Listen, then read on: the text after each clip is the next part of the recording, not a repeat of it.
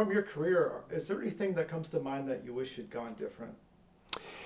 We had a couple of really difficult personnel issues early in my career. We had a situation in the finance department that was really unpleasant. We had a difficult period with the police department where former chief and a key member of staff ran into some difficulties. And we don't have an HR department. We have 200 or so employees, and we've never had a separate human resources element. So a lot of that is done by myself with the finance director, and then we delegate a lot of that authority to department directors. And so a couple of those really difficult, sensitive, legal kind of issues surfaced.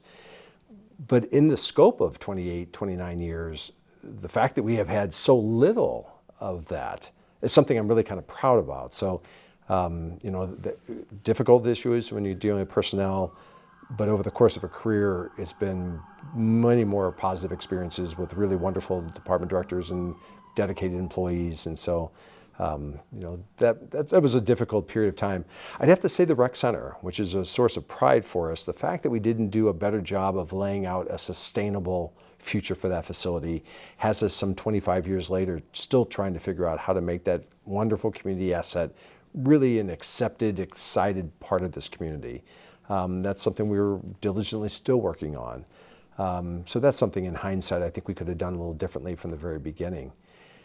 Beyond that, I really can't think of a lot of things that I thought, well, gee, that was a mistake. Administratively, we made some mistakes here and there, and we had to own up to issues. I can remember we tried a Prop piece, I think it was the time it was called Prop A sales tax, and we tried to come right back and revisit that and found out that there was a state law that said you had to wait a year.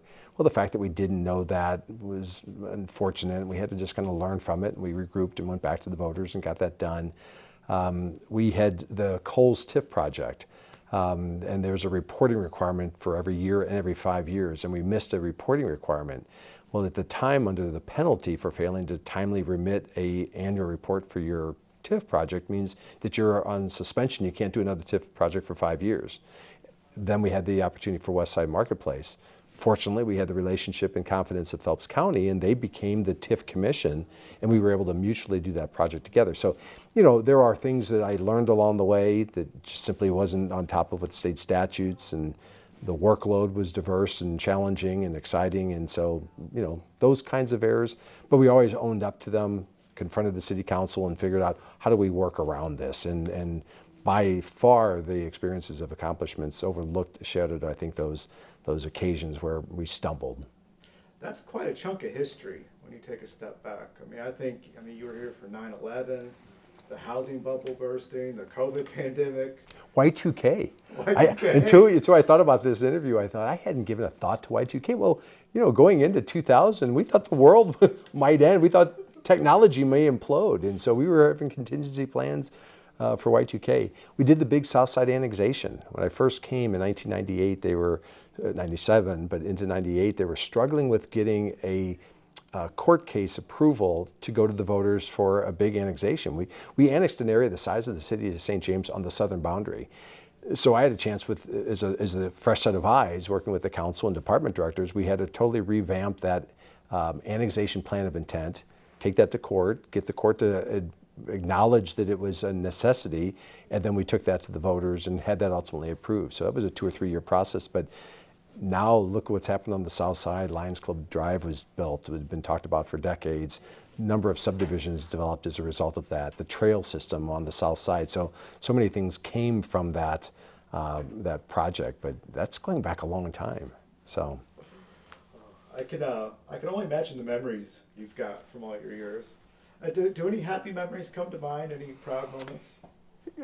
A lot of them. And I think when I start thinking back, I start thinking of names of people that were really mentors. And so, over 100 city council members over my tenure, 3 long-term, Lou Magditz, Bill Jenks before him, Joe Morgan before him, just great leaders and great mentors of mine. And then you start thinking back at some of these other names, Ed Owsley, Colonel Ed Owsley, Dane Ward, poor Bob Stoltz, who just passed. These were guys that were leaders and legacy builders for decades before me, but they were tremendous mentors of mine. And so you get a chance to sort of reflect of how do we kind of carry that torch. And I've just been fortunate to carry that torch forward almost 30 years and super excited about what Keith Reesberg, the new guy's got before him. And so, other things I'm really proud of. So the Southside annexation, the completion of Lions Club Drive, which had been talked about for decades, as I said, the Highway 72 extension and the move Rolla Transportation Development District, which was the linchpin of getting the West Side Marketplace. So Menards and the other stores were all a part of our ability to build the 72 extension and get population out there. Then we were able to come back and redesign Kings Highway, the pedestrian bridge, Tim Bradley Way. Those are just a few of the examples of things I think we were able to do because of good planning. Sometimes takes 20 years to get some of these things done. One that I'm not proud of yet, but the new animal shelter. We've been working on it for 10 plus years after Bob Beck gave the very generous donation. But we're hoping in 2026 that I can come back and be there for that ribbon cutting when that facility is open. But that's another example where the city council said, okay, we need this facility, but it's not a high priority from city needs and paying employees and public safety, all those kinds of things. So go and work with the community and try and raise the dollars. And we'll have raised over $1 million towards that facility. And now we just got to get over that finish line, but we're getting closer.